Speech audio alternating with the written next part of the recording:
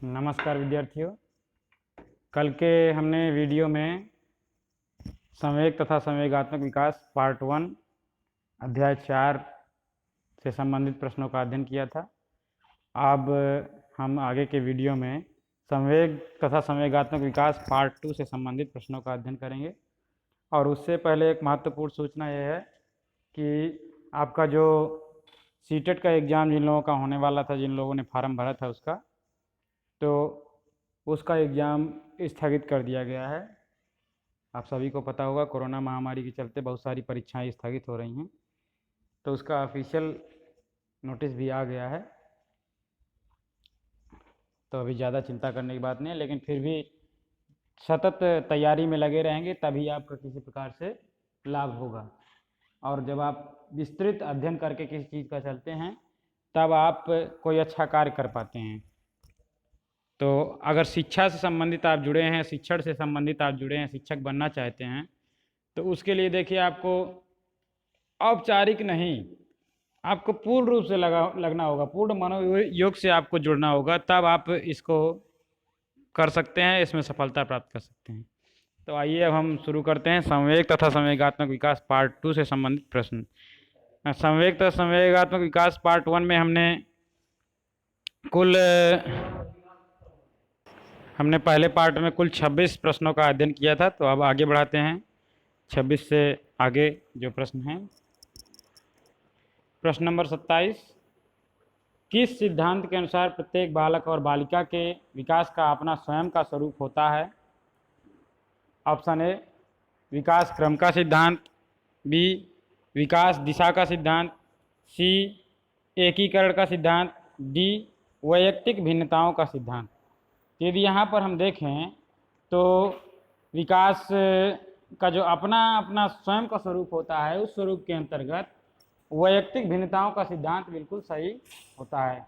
Option D बिल्कुल सही है।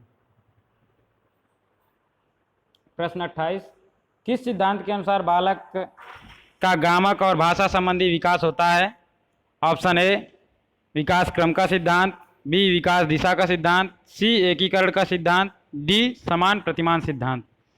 तो यदि यहाँ पर हम देखें कि बालक का जो गामक और भाषा संबंधी विकास होता है वह होता है विकास क्रम के सिद्धांत के अंतर्गत, तो ऑप्शन ए बिल्कुल सही है। प्रश्न 29, निम्नलिखित में से किसे विकास के नियम में शामिल नहीं किया जा सकता है? ऑप्शन ए, विकास में वैयक्तिक भिन्नता होती है, बी, विकास पैटर्न के कुछ पूर्वान्वयी गुण होते हैं, सी, विकास परिपक्वता तथा सीखने की उपज होता है, डी, परिवर्तन विकास प्रारंभिक विकास के से अधिक महत्वपूर्ण होता है। तो यहाँ पर देखा जाए तो इसका उत्तर जो होगा वह होगा ऑप्शन डी, विकास प्रारंभिक विकास से अधिक महत्वपूर्ण होता है। मतलब परिवर्तन विकास जो होता है प्रारंभिक विकास से अधिक महत्वपूर्ण होता है, तो यह इसको विकास के नियम में शामिल नहीं कर सकते। तो ऑप्शन डी बिल्कुल सही है। अगला प्रश्न देखते हैं। प्रश्न नंबर 30, समान प्रतिमान सिद्धांत किसने दिया है? Option A, Garrison, B, Douglas व Holland, C, Hurlock, D, Cattell. तो जो समान प्रतिमान का सिद्धांत दिया है वो हरलॉक ने दिया है। ऑप्शन सी बिल्कुल सही है। प्रश्न 31, किसके अनुसार मनुष्य की व्यावसायिक योग्यता का विकास उसके वंशानुक्रम पर निर्भर करता है? Option A, McDougall, B, Dugdale, C, Klineberg, D, Cattell. तो मनुष्य की व्यावसायिक योग्यता का विकास उसके वंशानुक्रम पर निर्भर करता है, तो अर्थात वंशानुक्रम की निर्भरता का सिद्धांत जो दिया है वो दिया है कैटल ने। तो ऑप्शन डी बिल्कुल सही है। प्रश्न 32, किसने कहा है कि मनुष्य की संवेगिक स्थिति शरीर और मस्तिष्क पर निर्भर रहने के फलस्वरूप संवेगात्मक विकास में वंशानुक्रम का प्रभाव होता है? Option A, McDougall, B, Dugdale, C, Klineberg, D, Cattell. तो मनुष्य की संवेगात्मक स्थिति शरीर और मस्तिष्क से संबंधित जिन्होंने वर्णन किया है, जिन्होंने मूल प्रकृति का सिद्धांत दिया था, वो थे विलियम मैकडूगल। तो ऑप्शन ए, मैकडूगल बिल्कुल सही होगा। प्रश्न 33, व्यक्ति में कोई आकस्मिक परिवर्तन नहीं होता, यह किस सिद्धांत द्वारा दिया गया है? ऑप्शन ए विकास क्रम का सिद्धांत, बी विकास दिशा का सिद्धांत, सी निरंतर विकास का सिद्धांत, डी परस्पर संबंध का सिद्धांत। तो यदि यहाँ पर देखा जाए कि व्यक्ति में कोई आकस्मिक परिवर्तन नहीं होता, यह सिद्धांत जो अगर मैच करता है वह निरंतर विकास का सिद्धांत से मैच करता है। अर्थात व्यक्ति अपनी गति से निरंतर आगे बढ़ता रहता है। ये नहीं कि व्यक्ति में अचानक ही शैशवावस्था सीधे किशोरावस्था आ जाएगी, ऐसा कुछ नहीं है। ऑप्शन सी बिल्कुल सही है। प्रश्न 34, किस सिद्धांत के द्वारा बालक के शारीरिक, मानसिक, संवेगात्मक आदि पहलुओं का अध्ययन करते हैं? ऑप्शन ए विकास क्रम का सिद्धांत, बी विकास दिशा का सिद्धांत, सी एकीकरण का सिद्धांत, डी परस्पर संबंध का सिद्धांत। तो किसके सिद्धांत के अंतर्गत बालक के शारीरिक, मानसिक, संवेगात्मक सभी पहलुओं का एक साथ अध्ययन करते हैं? तो वह है परस्पर संबंध का सिद्धांत। ऑप्शन डी बिल्कुल सही है। प्रश्न 35, मानसिक विकास 15 से 20 वर्ष की आयु में अपनी उच्चतम सीमा तक पहुंच जाता है, यह कथन किसका है? Option A Woodworth, B Hall, C Jersild, D इनमें से कोई नहीं। तो यदि यहाँ पर देखा जाए तो मानसिक विकास 15 से 20 वर्ष की आयु में अपनी उच्चतम सीमा पर पहुंच जाता है, यह कथन जो दिया है वह वुडवर्थ ने दिया है, जिन्होंने व्यवहार का अध्ययन किया था। ऑप्शन ए बिल्कुल सही है। प्रश्न 36, बाल्यावस्था में शिक्षा का स्वरूप निम्न में से क्या होना चाहिए? ऑप्शन ए सामूहिक खोजों के आयोजन से सामूहिकता की प्रवृत्ति को विकसित किया जाए, बी बालक की संग्रह प्रवृत्ति के विकास पर बल दिया जाए, सी भाषा और अंकगणित की शिक्षा विशेष रूप से दी जाए, डी उपर्युक्त सभी। तो यहाँ पर ये देखा जाए तो बाल्यावस्था में शिक्षा का जो स्वरूप होना चाहिए वह उपर्युक्त सभी। बालक की संग्रह प्रवृत्ति का विकास पर भी बल दिया जाए, उसके खोजों के आयोजन की सामूहिकता की प्रवृत्ति को भी विकसित किया जाए और भाषा और अंकगणित की शिक्षा विशेष रूप से दी जाए। ऑप्शन डी बिल्कुल सही है। प्रश्न 37, बाल्यावस्था में सामान्यतः बालक का व्यक्तित्व होता है। ऑप्शन ए अंतर्मुखी, बी उभयमुखी, सी बहिर्मुखी, डी व्यक्तित्व विहीन। तो बाल्यावस्था में सामान्यतः जो बालक का व्यक्तित्व होता है वह उभयमुखी होता है। ऑप्शन बी बिल्कुल सही है। प्रश्न 38, शारीरिक विकास के लिए शिक्षा का स्वरूप होना चाहिए। ऑप्शन ए शिशु के कपड़े बहुत साफ सुथरे व ढीले होने चाहिए, बी आँख, कान, नाक, त्वचा, दांतों आदि की सफाई के लिए बालकों को शिक्षा दी जानी चाहिए, सी शिक्षकों के अतिरिक्त राज्य को सही बालकों के स्वास्थ्य के लिए सुचारू रूप से व्यवस्था करनी चाहिए, डी उपरोक्त सभी। तो शारीरिक विकास के लिए जो शिक्षा का स्वरूप होना चाहिए तो ये इसमें से उपरोक्त सभी बिल्कुल सही होगा, क्योंकि ये सारे कार्य बालक के लिए जरूरी हैं। प्रश्न 39, वयस्क अवस्था तथा तरुणावस्था के बीच की अवधि को कहा जाता है। ऑप्शन ए प्रीन्यूएंसेस, बी किशोरावस्था, सी बाल्यावस्था, डी जीवन। तो वयस्कावस्था और तरुणावस्था के बीच की जो अवधि है वह किशोरावस्था कहलाती है। ऑप्शन बी बिल्कुल सही है।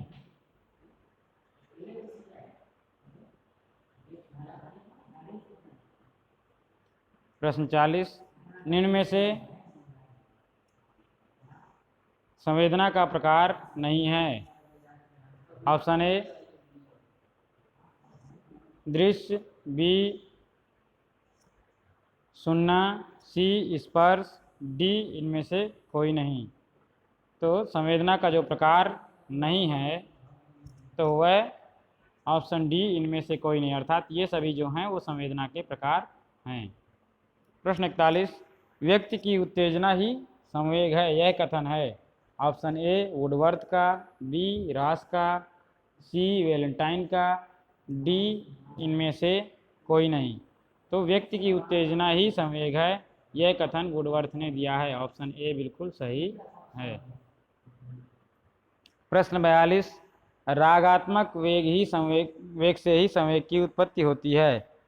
यह कथन है। ऑप्शन ए रास का, बी वुडवर्थ का, सी वैलेंटाइन का, डी इनमें से कोई नहीं। तो रागात्मक वेग ही संवेग की उत्पत्ति है, यह कथन दिया है आपके वैलेंटाइन ने। ऑप्शन सी बिल्कुल सही है। प्रश्न 43, ब्रिजेज ने 3 माह के बालक का सामूहिक विकास बताया है। ऑप्शन ए उत्तेजना, बी भय क्रोध उत्तेजना, सी कष्ट उत्तेजना आनंद, डी ये सभी। तो ब्रिजेज के अनुसार जो 3 माह के बालक का जो सामूहिक विकास होता है वह होता है कष्ट उत्तेजना एवं आनंद, क्योंकि ब्रिजेज ने ही अपने सिद्धांत में बताया कि बालक में उत्तेजना जन्म से ही पाई जाती है, उसके बाद पहले महीने में भय जन्म लेता है और उत्तेजना रहती है साथ में, और अगले तीसरे महीने में उसके कष्ट और उत्तेजना और आनंद ये जन्म लेते हैं। इसी प्रकार उन्होंने 10 महीने तक के बालक के उत्तेजनाओं का विकास का वर्णन किया है। ऑप्शन सी बिल्कुल सही होगा। प्रश्न 44, किशोर अवस्था में बालक बालिका दोनों की काम प्रवृत्ति तेज हो जाती है और उनके सांवेगिक व्यवहार पर असाधारण प्रभाव डालती है। यह कथन है। ऑप्शन ए कौल व ब्रुस का, बी BN झा का, सी वाटसन का, डी स्किनर का। तो किशोर अवस्था में जो बालक और बालिका दोनों की काम प्रवृत्ति जो है वो तेज हो जाती है और वो उनके सामूहिक व्यवहार पर सीधे सीधे असाधारण प्रभाव डालती है। तो इस कथन से संबंधित जो हैं वह option B BN Jha. Option B बिल्कुल सही है। प्रश्न 45, सामवेगिक विकास की विशेषता नहीं है। ऑप्शन ए भय का संवेग, बी निराशा और असहायपन की भावना, सी जिज्ञासा, डी एकाधिकार। जो सामवेगिक विकास की विशेषता नहीं है वह इनमें से है ऑप्शन डी एकाधिकार। बिल्कुल सही है, क्योंकि भय का संवेग अपने आप में संवेग विशेषता है, निराशा और असहायपन की भावना भी संवेग है और जिज्ञासा भी एक प्रकार का संवेग है। प्रश्न 46, भारतीय विद्वानों के अनुसार अर्जित संवेग हैं। ऑप्शन ए भय क्रोध आश्चर्य, बी ईर्ष्या प्रेम घृणा, सी मित्रता आसक्ति, डी ईर्ष्या क्रोध आश्चर्य। तो यहाँ पर ये पूछा गया कि अर्जित संवेग अर्थात व्यक्ति जो अपने आप में उत्पन्न करता है, जो व्यक्ति में जन्मजात पाए जाते हैं, जरूरी नहीं है। तो यहाँ पर ऑप्शन बी ईर्ष्या प्रेम घृणा अर्जित संवेग माने जाते हैं। और आप लोग इसमें ध्यान दीजिएगा कि प्रेम जो संवेग है वह अर्जित और नैसर्गिक दोनों माना जाता है। प्रेम को अर्जित भी किया जाता है और प्रेम बालक में नैसर्गिक रूप से भी पाया जाता है, लेकिन उस दोनों प्रेम में थोड़ा सा अंतर माना जाता है। तो इस प्रकार से ईर्ष्या प्रेम घृणा बिल्कुल सही होगा, क्योंकि ईर्ष्या बालक में जन्म से नहीं होती, तो जब वो समाज में आता है तब वो जन्म लेती है, और घृणा भी इसी प्रकार जन्म से नहीं पाई जाती। प्रश्न 47, संवेग बालक का व्यवहार परिवर्तित करता है। ऑप्शन ए आंतरिक, बी बाह्य, सी ए और बी दोनों, डी इनमें से कोई नहीं। तो संवेग जो बालक का व्यवहार परिवर्तित करता है वह आंतरिक और बाह्य दोनों व्यवहार परिवर्तित करता है। तो ऑप्शन सी ए और बी दोनों बिल्कुल सही होगा। प्रश्न 48, बालक में जन्मजात पाए जाने वाले संवेग हैं।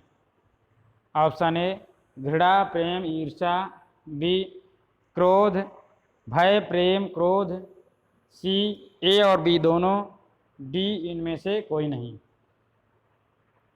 तो जो बालक में जन्मजात पाए जाने वाले संवेग हैं वह हैं ऑप्शन बी भय प्रेम और क्रोध।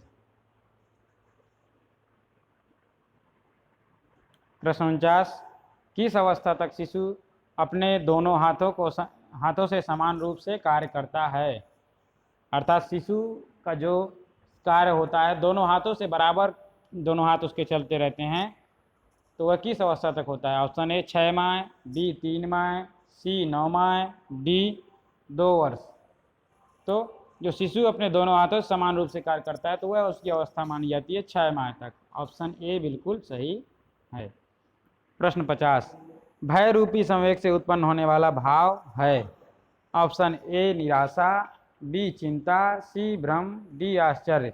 तो जो भय से संवेग उत्पन्न होता है वह ऑप्शन बी चिंता बिल्कुल सही है। इसी के साथ तैयारी जारी रखिए। धन्यवाद।